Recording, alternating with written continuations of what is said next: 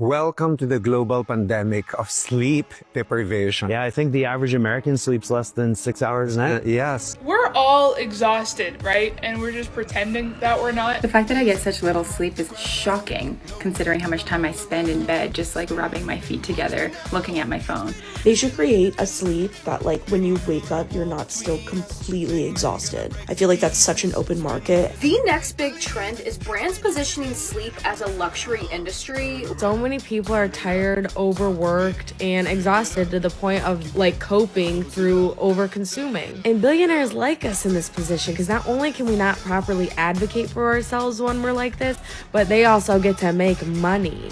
We used to colonize land. That was the thing you could expand into. And then they realized human attention. They are now trying to colonize every minute of your life. That is what these people are trying to do.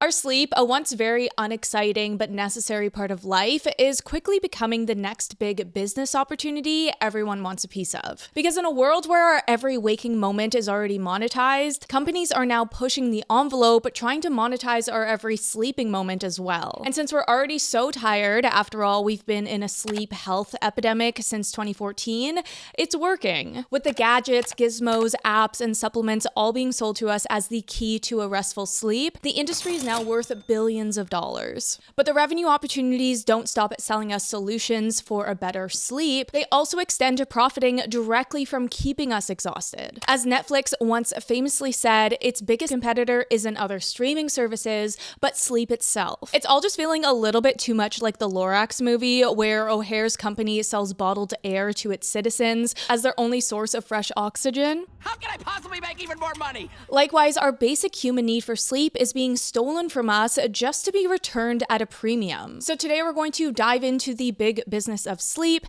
and look at how companies are capitalizing on our exhaustion and why the damage widespread sleep deprivation causes on our health, happiness, and productivity still isn't enough to slow it down.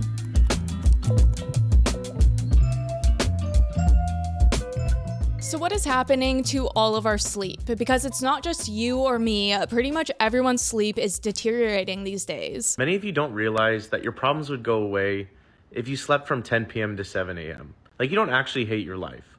You just haven't slept since 2018. In fact, today 40% of Americans are chronically sleep deprived, getting less than the necessary minimum 7 hours a night. Only 15% wake up from our sleep feeling refreshed. And since 1942, the average amount of time a person sleeps has been slashed by an hour a night. But this didn't just happen for no good reason. And the problem here isn't that we all just have bad sleeping habits, but that one way or another, our sleep is being taken from us. Nearly every other aspect of our lives have already become monetizable between the ad economy, the surveillance economy, and the enshittification economy, and sleep is no exception. Which makes sense, as it's only in line with today's capitalist motives to grow until something breaks, and then grow some more. So the first way our sleep hours are being monetized is through the very act of preventing it. I'm sure we've all experienced this firsthand, whether it's during a midnight Netflix binge session, as we become one with the couch and our willpower is nowhere to be found, so we just accept the 5-second autoplay countdown to the next episode, or when we set out with the best intentions for our bedtime,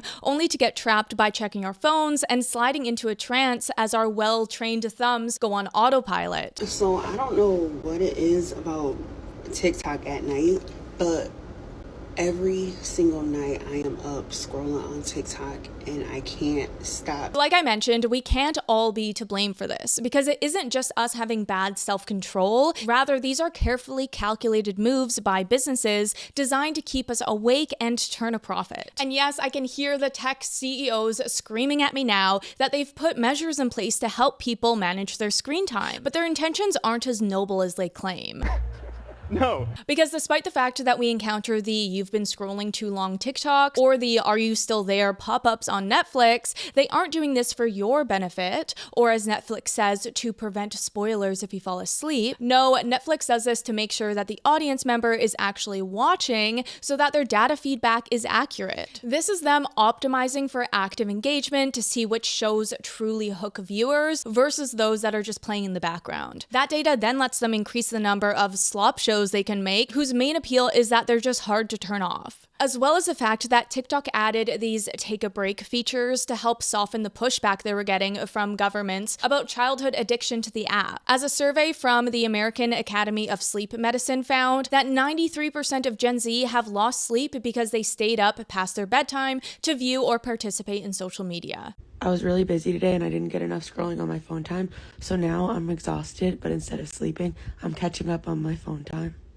Again, as much as TikTok says that they introduce these tools to encourage healthier usage habits, at the end of the day, it's all just a reputation management tool, which is also important to note that it doesn't necessarily hurt engagement anyway, as they're just gentle nudges that you can swipe through easily. The point being that these features don't actually get us to bed at a good hour. In fact, they would love nothing more than us to stay up all night consuming their content. They just want it to be our fault, not theirs. As we previously remarked on, Netflix even admitted this in a statement about their greatest competition. Netflix has an odd definition of what it has to compete with. Not Amazon Video, not YouTube, not even old-fashioned broadcasters. No, according to the company's chief executive, Reed Hastings, Netflix's biggest competitor is the pesky human need to close your eyes and sleep for a third of the day. And this is applicable to any digital media, really. Whether it's streaming services, social media, or just anything on your phone, they're all vying for your attention and are willing to eat into your sleep to do so. But the story doesn't end here, as the pervasive use of screens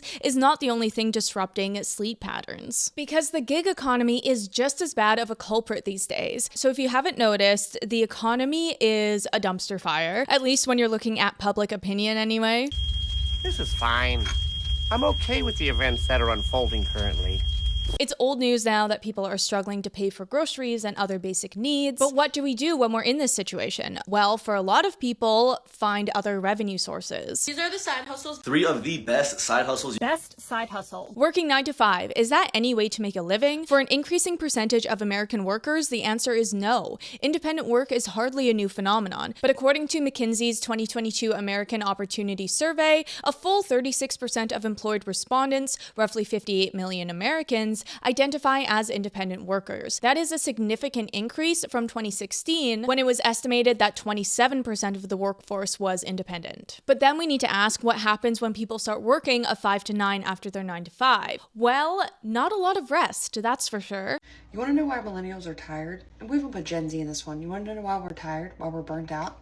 Because we're working 40 to 50 hours a week and have nothing to show for it. According to a consumer survey from the Sleep Foundation, more than 1/3 of US adults reported sleeping worse during 2023 than in previous years. Stress, burnout, constant productivity, poor nighttime routines, and ongoing economic, social, and political turbulence that is, well, exhausting, make it easy to envision that figure climbing even higher. See, the interesting thing is that a bad economy is great for business if you're a gig economy platform. Because if everyone is making a livable wage from their full-time job, then they wouldn't need these companies to work for, like Lyft and Uber and Amazon Flex drivers. But because that's where we are, the effects on our sleep are inevitable, since there's only so many hours in the day to work these side jobs. But that brings us to our next problem, which is that it's not just the hours we spend trying to make up for this lost income that eat into our sleep. The stress that comes alongside this unstable economy is keeping people up as well. No surprise here, but people are being kept awake in a big way by stress and anxiety,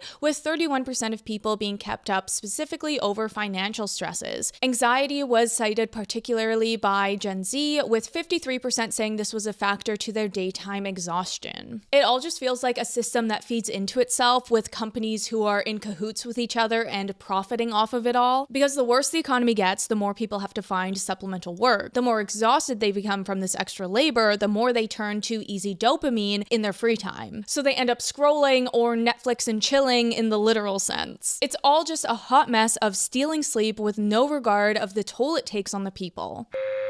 What's unfortunate about all of this is how rarely we stop to step back and really see the damage we're doing to ourselves by not prioritizing our health. We'll sacrifice sleep, ignore stress, and run ourselves into the ground, then turn around wondering why we all feel so unwell from it. But with the new year approaching us, this feels like the perfect time to actually reflect on that and assess what changes we can make to start climbing out of the holes we found ourselves in. I know for myself, there's so much that I've put off for my health that I want to be better at this year, especially with being being in my 30s now, I can't pretend like I don't need doctor checkups anymore. But I also know that I'm not alone in this. Most of us aren't actively neglecting our health, we're just constantly postponing it. Speaking for myself again, I will show up to the doctor's office, the dentist, and the chiropractor as long as the appointment is made. But for some reason, I have such a hard time actually making the call and setting up the appointment. I really thought that was something that I would naturally become good at as I became an adult, but as it turns out, your habits follow you throughout all of your life. But for all my American viewers, that is exactly what today's partner Zocdoc aims to help with,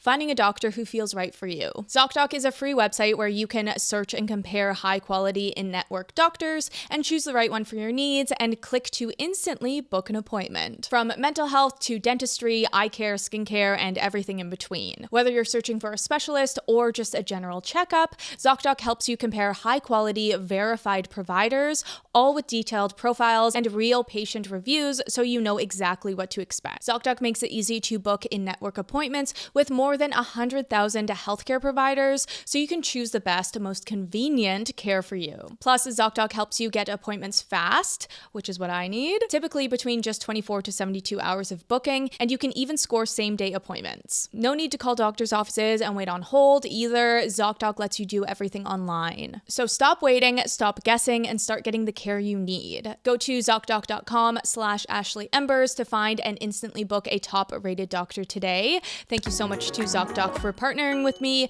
Now let's get back to the video.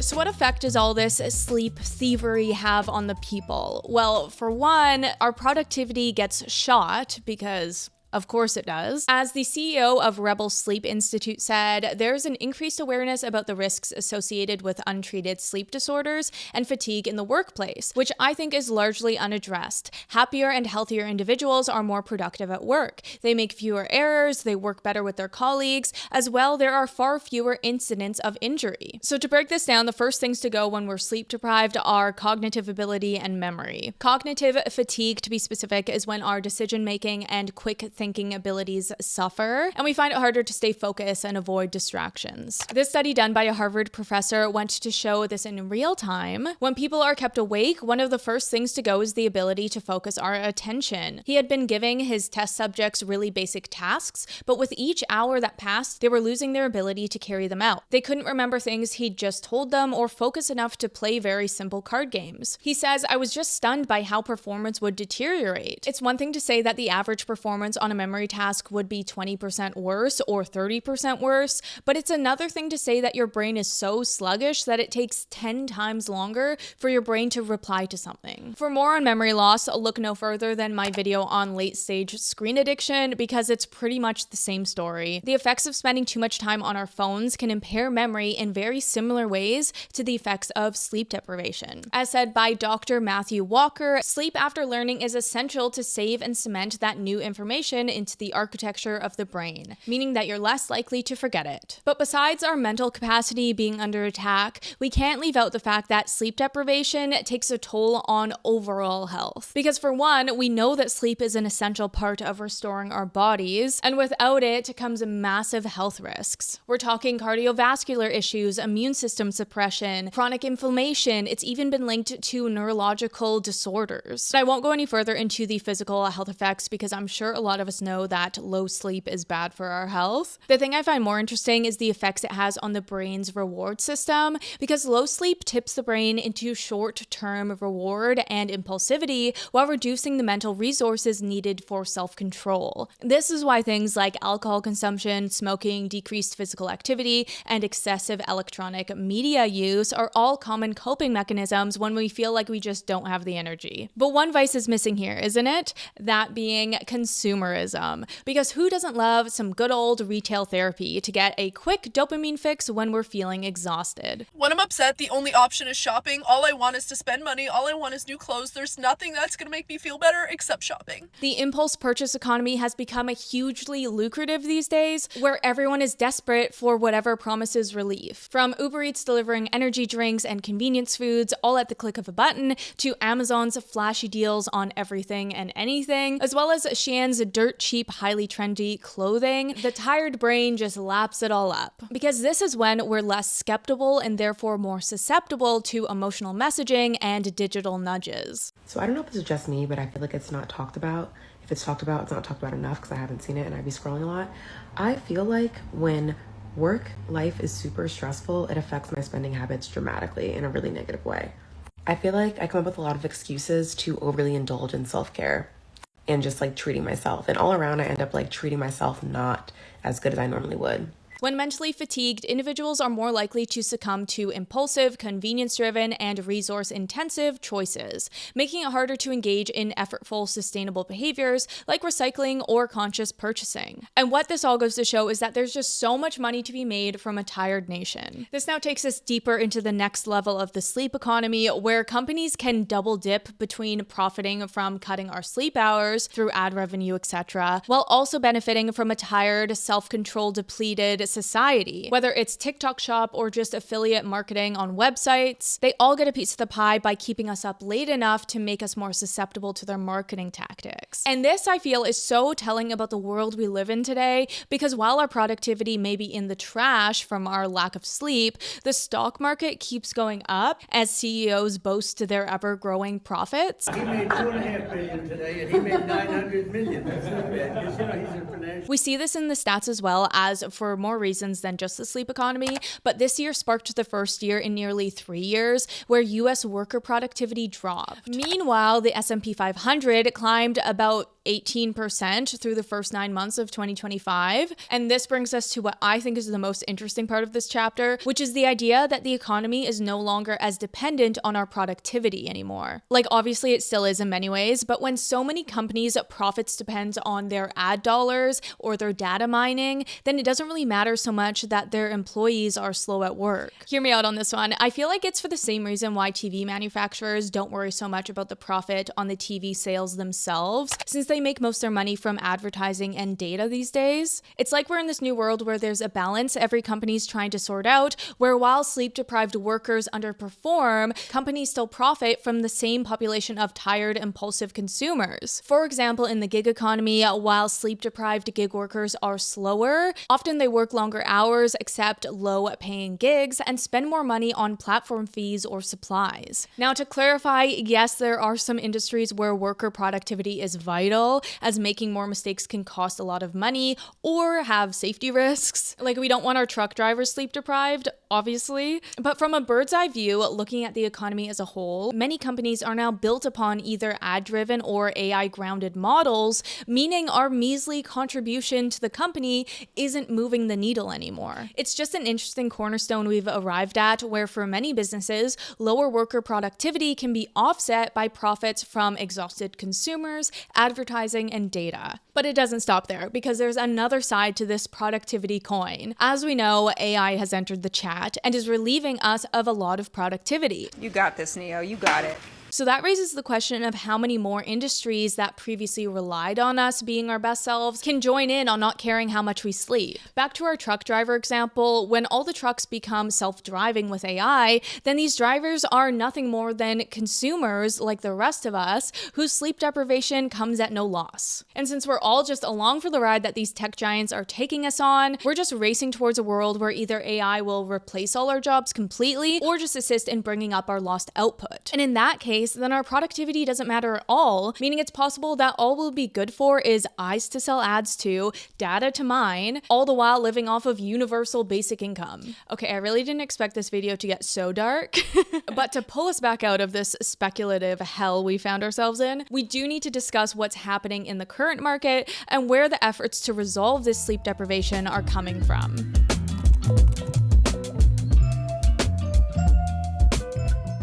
Now, if there's one thing we know about the world is that whenever there's a problem, there will surely be someone trying to sell you the solution. Is talking on the phone getting out of hand? Look out! You need phone relief. And so many companies have joined in on the noble effort to come and save the day and give us our sleep back, often with a monthly charge, naturally. To go through a few examples on the list, we have sleep serums, sleep gadgets, sleep oils, sleep apps, sleep noise machines, sleep wearables, and there's even smart mattresses now. One 1 in 3 Americans use these electronic trackers, which monitor sleep patterns and potential disorders like sleep apnea by tracking heart rate, body temperature, and breathing patterns. Grandview Research reported the global smart mattress market was valued at $1.8 billion in 2024 and projected to reach $2.5 billion by 2030. All of this going to show that we are so desperate to get some shut-eye that many of us are just throwing money at anything and everything with an empty promise for a good night's rest. Tyler Rankin has gone to great lengths in his quest for better sleep. Tired of tossing and turning for years, he tried nearly every sleep gadget and remedy on the market, spending close to $1,000 in the process. He says, "I've tried noise machines, weighted blankets, melatonin, magnesium, sleep teas, sleep tape, sleep hypnotism, sleep masks, nose cones, pretty much everything under the sun, I've tried it." In the end, Tyler says his reprieve from sleeplessness didn't come from the gadgets he amassed, but from improving his sleep hygiene. Josh and I aren't immune to this either. We've tried the magnesium sprays, the teas, the sleep masks, the weighted blankets, and I'm sure many more, but it's just really hard to tell how many actually made notable improvements in our sleep. And that's the thing, right? At the end of the day, most of these sleep aids offer such marginal improvements that it's hard to tell what's worth it. Sleep was once a necessity, now it's a product. And in a world where we can track, optimize, and upgrade every aspect of rest, maybe the real question isn't whether we're sleeping better, but whether we're just paying more to believe we are. Leaning into the smart device side of things, that's where I really wonder how worth it these things are, because it seems like most of them provide useless data at best and phony results at worst. Like, how helpful is it really to track your REM cycles? Tell me if you think I'm wrong, but while the data is cool, does the price of these devices really pay off in what you're getting out of the data besides just information, especially when we're looking at some of these companies adopting subscription fees to have access to the data or more features. But despite our skepticism about the effectiveness, the sleep industry is doing very well because, as previously stated, a tired nation has a lack of judgment, which is great for sales. Overall, the global sleep aids market is worth more than $100 billion. Everyday people are dishing out dough on an assortment of sleep enhancers, from $100 fluffy pillows and mattresses to the essential oil sprays to bask in before bed. And a part of it, I must say, is the self-care of it all, which we have talked about being a controversial term when you're talking about things that aren't actually self-care. So maybe it's more of a self-indulgence sort of thing. But whether these sleep aids help with the actual sleep part or not, we're mostly buying into the spa-like experience of it all. The truth is that people have slept without bamboo silk sheets and weighted blankets for millennia with no issue. What this means is that we're often focusing on the wrong things for our sleep instead of things like living a low-stress, highly active life. Oh look, it's Little Miss. I'm so tired. I'm so exhausted all the time. Why am I always so tired? I don't know, maybe the fact that you don't drink water, you don't eat, you're up until 3 in the morning every night doom scrolling, trying to distract yourself from God knows what, even though you know what you're distracting from, we're just not admitting it. Okay, I don't know. Is that maybe a reason? That said, climbing into a cozy bed is undeniably better than trying to sleep on the floor, so there is a line, right? A line between sleep aids actually helping and those providing just a placebo effect. And that line is what's being exploited by these companies to try and push their next best sleep products on us. But as our sleep continues to deteriorate, we will rely more and more on these companies to provide solutions, whether it's melatonin gummies or meditation apps, because we don't have many other options. And with that, now people say that sleep is becoming a privilege only reserved for the elite who can afford it. Quiet luxury is dead, and sleep is in, because investing in your health is the ultimate status symbol. Sleep is now a status symbol. The luxury market has embraced rest as the ultimate form of self-care, with 5-star hotels offering sleep retreats featuring custom rooms designed for peak relaxation. High-end brands are selling silk pillowcases, weighted blankets, and AI-powered sleep masks as must-have tools for better sleep. And celebrities are fueling the trend. LeBron James promotes Whoop, Harry Styles narrates bedtime stories on Calm, and Gwyneth Paltrow's Goop has jumped on the sleep wellness train. It all just feels ever so dystopian to have our sleep taken away from us just to be packaged as an opportunity in the market and sold back. If nothing else, it's all very telling of the sleep epidemic we have at our doorstep, when many of us literally have to pay for a good night's sleep.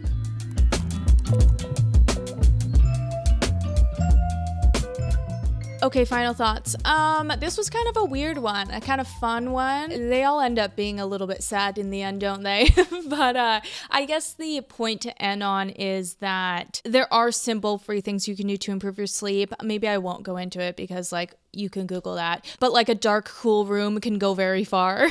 Also, I don't mean to hate on people who use sleep aids and sleep devices because we're all in this world that's stealing our sleep. So what else are we supposed to do? I don't really have a solution to this, just it's kind of crummy and interesting how companies have invaded our sleep space. So yeah, that's all I have for you today. Make sure you subscribe if you haven't and check out the merch. All the proceeds go to the SA Foundation. That's everything. I hope you have a very restful night tonight. Bye. This is my 5 to 9 after my 9 to 5. So I get off of work and then pretty much just feel the full weight of life's inherent suffering.